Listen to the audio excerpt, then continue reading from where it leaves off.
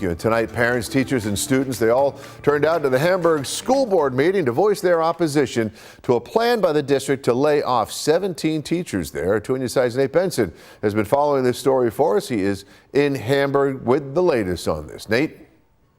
Hey there, Scott. It was a jam-packed school board meeting here at the Hamburg High School as the public continues to voice their opposition to proposed layoffs in the district. Before the meeting, more than a dozen parents, teachers, and students stood in front of the Hamburg High School seeking support for their opposition to the district's plan to lay off teachers.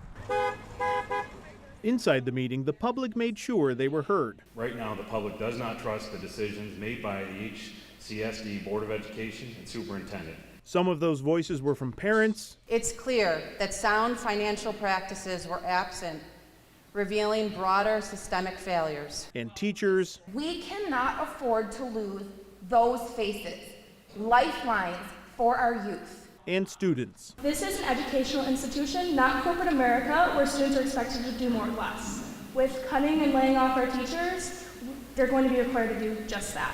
For some, it's an accountability issue. We understand the budget situation and what's happening, but the fact that there's no cuts at the top and everybody who's working with children has been cut, that's the problem. Some parents looked at the budget line by line and say they found opportunities to save money, particularly with the district's transportation contracts. And if Hamburg were to align with what these other districts spend on average per student, we would save approximately $3.5 million a year.